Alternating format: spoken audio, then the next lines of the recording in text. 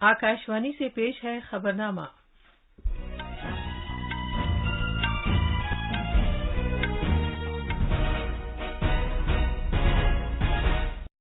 वजीर-ए-आज़म नरेंद्र आदाब। खबरनामे के साथ मैं शबाना रहमान। पहले इस वक्त की अहम खबरें। वजीर-ए-आज़म नरेंद्र मोदी ने कहा है कि नेशनल डिजिटल यूनिवर्सिटी के क़याम का फैसला तालीमी इदारों में नशिस्तों की कमी के मसले को हल करेगा। भारत के ड्रग्स कंट्रोलर जनरल ने 12 से 18 साल के बच्चों और नौउम्र अफराद के लिए कोविड वैक्सीन कोर्बेवैक्स के इमरजेंसी इस्तेमाल की मंजूरी दे दी है। उत्तर प्रदेश में कल असेंबली चुनाव के चौथे मरहले के लिए वोट डाले जाएंगे। भारत सरकार मुल्क भर के 75 मकामात पर एक साथ हफ्ता भर तवील विज्ञान सर्वत्र पूज्यते यादगारी तकरीब मुनक़िद कर रही है, जिसमें साइंस और टेक्नोलॉजी में भारत की हुसूलियाबियों की नुमाइश की जाएगी। सुप्रीम कोर्ट ने साइरस मिस्त्री की नजरसानी की अर्जी को समाअत के लिए मंजूर कर लिया है, जिसमें सुप्रीम कोर्ट के पिछले साल के उस फैसले को चैलेंज किया गया है जिसमें टाटा सन्स के चेयरमैन की हैसियत से उन्हें हटाने की हिमायत की गई थी। अफगानिस्तान के अवाम के लिए भारत से 10,000 टन गेहूं की पहली खेप आज अटारी वाघा सरहद से रवाना की जाएगी। रूस के सदर व्लादिमीर पुतिन ने एक फरमान पर दस्तखत करके यूक्रेन से अलहदा हुए डोनेस्क और लुहांस्क इलाकों की आजादी को तस्लीम कर लिया है।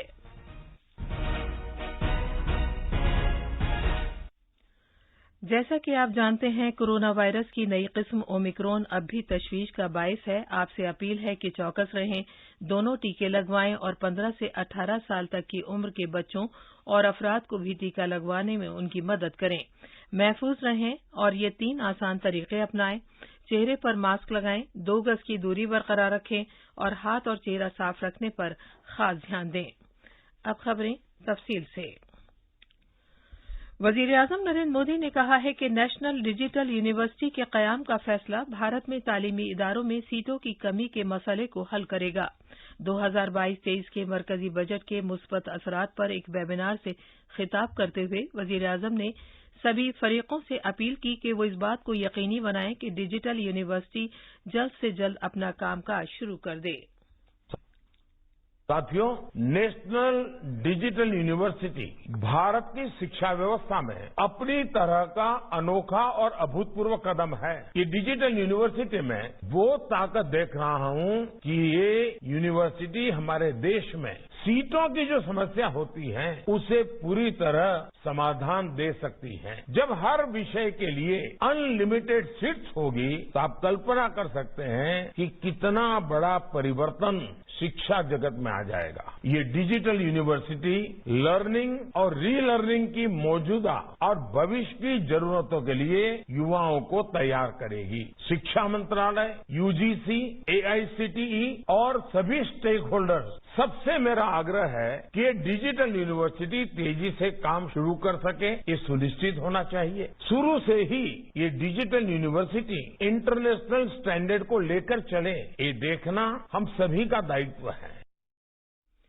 वजीर-ए-आज़म ने कहा कि डिजिटल कनेक्टिविटी ने आलमी वबा के दौरान तालीमी निजाम को जारी रखा।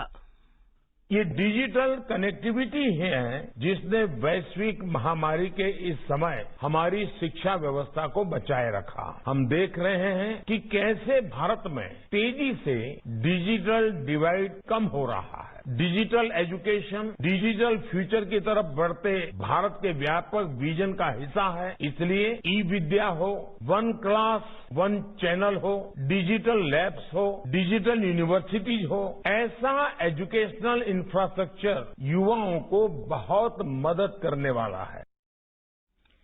इस बात पर जोर देते हुए कि मादरी जबान में तालीम तलबा की जहनी नशोनुमा से ताल्लुक रखती है, वजीर-ए-आज़म ने इस बात को उजागर किया कि तिब्बी और तकनीकी तालीम मुकामी जबानों में कई रियासतों में शुरू हो चुकी है। वजीर-ए-आज़म ने कहा कि 2022-23 का मरकजी बजट काफी हद तक कौमी तालीमी पॉलिसी के निफाज में मददगार साबित होगा। वजीर-ए-आज़म ने कहा कि बजट में तालीम के शोबे से मुताल्लिक 5 पहलुओं पर तवज्जो दी गई है, जिनमें मेयारी तालीम को हमागीर बनाना, हुनरमंदी का फरोग, शहरी मनसूबाबंदी और डिजाइन, इसे बैनुल-अक़वामी बनाना और AVGC यानी animation, visual effects, gaming, comics शामिल हैं। भारत के ड्रग्स कंट्रोलर जनरल ने 12 से 18 साल के बच्चों और नौउम्र अफराद के लिए कोविड-19 वैक्सीन कोर्बेवैक्स के इमरजेंसी इस्तेमाल की मंजूरी दे दी है। इस वैक्सीन को हैदराबाद की कंपनी बायोलॉजिकल ई लिमिटेड ने तैयार किया है। इससे पहले इस वैक्सीन को गुज़िश्ता बरस दिसंबर में बालिग आबादी के लिए इमरजेंसी इस्तेमाल की मंजूरी दी गई थी।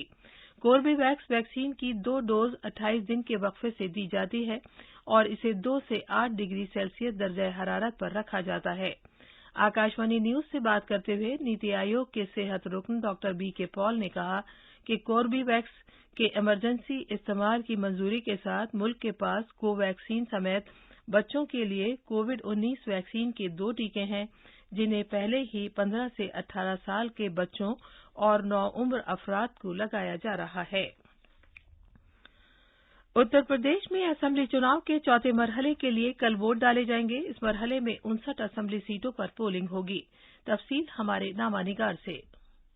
चुनाव के इस मरहले में सबसे ज्यादा 16 सीटें रिजर्व हैं। रियासत में 10 फरवरी से 7 मार्च तक 7 मरहलों में चुनाव कराए जा रहे हैं। रियासत के जिन 9 जिलों में कल पोलिंग होगी उनमें पीलीभीत, लखीमपुर, सीतापुर, हरदोई, उन्नाव, लखनऊ, रायबरेली, बांदा और फतेहपुर शामिल हैं। ये जिले तराई खित्ते से अवध और बुंदेलखंड तक फैले हुए हैं। चुनाव के इस मरहले के लिए कुल 624 उम्मीदवार मैदान में हैं। बीजेपी, समाजवादी पार्टी, अपना दल, Bahujan Samaj party, Azad Samaj party, AIMIM और कांग्रेस जैसी अहम सियासी पार्टियों ने इस मरहले के लिए अपने उम्मीदवार खड़े किए हैं। रियासती राजधानी लखनऊ के 9 असेंबली हलकों में दिलचस्प मुकाबले की उम्मीद है। राय दहंदगान बीजेपी के वज़रा आशुतोष टंडन, ब्रिजेश पाठक, पुलिस ऑफिसर से सियासतदान बने राजेश्वर सिंह की सियासी किस्मत का फैसला करेंगे, जो बीजेपी के टिकट पर चुनाव लड़ रहे हैं। खबरनामे के लिए सुशील चंद तिवारी।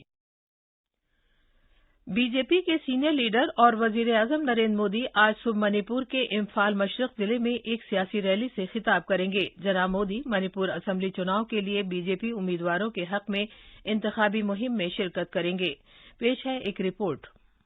मणिपुर में पहले मरहले के चुनाव की वोटिंग के लिए अब सिर्फ 6 दिन बाकी बचे हैं, लिहाजा मणिपुर में इंतखाबी मुहिम में काफी शिद्दत आ गई है। वजीर आजम नरेंद्र मोदी इम्फाल मशरक जिले के हिंगैंग असेंबली हल्के में कुछ घंटे बाद ही एक सियासी रैली से खिताब करेंगे। मणिपुर के वजीर आला एन बीरेन सिंह इस असेंबली हल्के से चुनाव लड़ रहे हैं। मणिपुर में जनाब मोदी के दौरे के दौरान किसी भी नाखुशगवार वाक़े से बचने के लिए सिक्योरिटी के तमाम इंतजाम किए गए हैं। मणिपुर में पार्टी वर्करों ने भी जनाब मोदी के शानदार इस्तकबाल के लिए जबरदस्त तैयारियां की हैं। तवक्को है कि चुनाव रैली में लोगों की एक बड़ी तादाद जमा होगी और बीजेपी पार्टी के लीडरों की रैली में शिरकत करेगी। मणिपुर के पहले मरहले में 6 जिलों के 38 हलकों में 28 फरवरी को वोट डाले जाएंगे। इम्फाल से जे थोकचोंग की रिपोर्ट।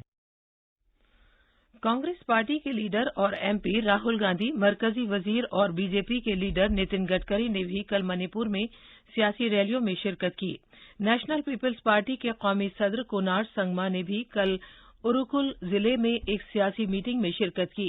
सियासी पार्टियों ने अब प्रिंट और इलेक्ट्रॉनिक मीडिया में इश्तिहारों समेत मणिपुर में कसीर रुखी सियासी मुहिम को अपनाया है। बीजेपी के सीनियर लीडर और वजीर-ए-आज़म नरेंद्र मोदी आज दोपहर उत्तर प्रदेश के बहराइच में एक जलसा आम से खिताब करेंगे। बीजेपी के सीनियर लीडर और वजीर दाखिला अमित शाह आज उत्तर प्रदेश के प्रतापगढ़ और प्रयागराज में 3 अवामी जलसों से खिताब करेंगे। वो प्रयागराज में एक रोड शो भी करेंगे। बीजेपी सदर जगत प्रकाश नड्डा आज उत्तर प्रदेश के देवरिया और बलिया में अवामी जलसों से खिताब करेंगे। खजाने और कॉरपोरेट उमूर की मरकजी वजीर निर्मला सीतारमन ने सनत के सरबराहान से कहा है कि वो वबा के बाद मईशत की बहाली में अपने शोबे को मजीद मजबूत और उसकी मदद करने के तरीके तलाश करें। कल मुंबई में मुख्तलिफ सनती सरबराहान के साथ माबाद बजट तबादला ख्याल के दौरान वजीर खजाना ने वबा के दौरान भी मालियाती बाजार के जरिए लचकदारी का मुजाहरा करने पर इत्मीनान का इजहार किया। उन्होंने बाजार के शुरा पर जोर दिया कि वो मौसर अंदाज में नतीजा खेज सरमायाकारी के लिए वसाइल की समत अंदाजी में मदद की गरज से कारगुजारी और शफाफियत के लिए कोशिश करें।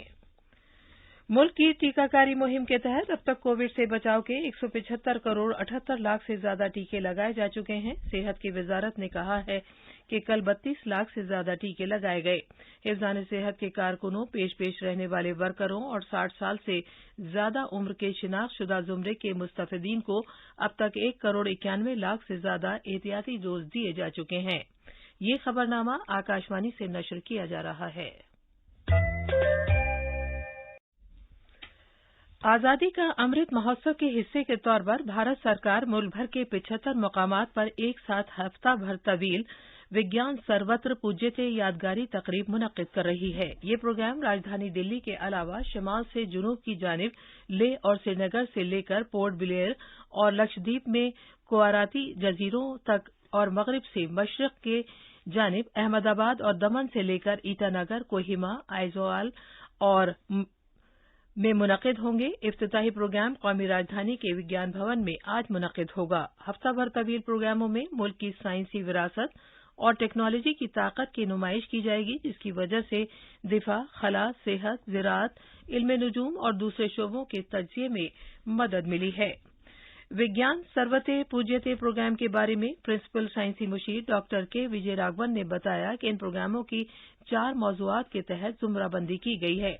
साइंस और टेक्नोलॉजी के महकमे के सेक्रेटरी डॉक्टर एस चंद्र ने कहा कि ये प्रोग्राम न सिर्फ नौजवान बच्चों को बल्कि आम शहरियों को भी तहरीक देगा। ये प्रोग्राम एक बड़े अलविदाई तकरीब के साथ खत्म हो जाएगा। सुप्रीम कोर्ट ने साइरस मिस्त्री की तरफ से दाखिल की गई नज़्र-ए-सानी की अर्जी को मंजूर कर लिया है, जिसमें अदालत आलिया के पिछले साल के उस फैसले को चैलेंज किया गया है जिसमें उसने टाटा ग्रुप के हक में फैसला सुनाया था। इस अर्जी को 2-1 की अक्सरियत से मंजूर किया गया है और 9 मार्च को एक खुली अदालत में इस पर समाअत की जाएगी। अफगानिस्तान के अवाम के लिए भारत से 10,000 टन गेहूं की पहली खेप आज अटारी वाघा सरहद से रवाना की जाएगी। आइंदा हफ्तों में खुराक की मजीद सप्लाई और दीगर इंसानी हमदर्दी की बुनियाद पर मदद भेजे जाने की तवक्को है। आकाशवाणी न्यूज को दिए गए एक खुसूसी इंटरव्यू में खुराक के आलमी प्रोग्राम WFP के नुमाइंदे और भारत के लिए मुल्क के डायरेक्टर ने बिशोई परजोली ने बताया कि भारत और पाकिस्तान के हुक्काम और WFP के नुमाइंदों की मौजूदगी में अटारी वाघा से पहली खेप को बाकायदा झंडी दिखाकर रवाना किया जाएगा।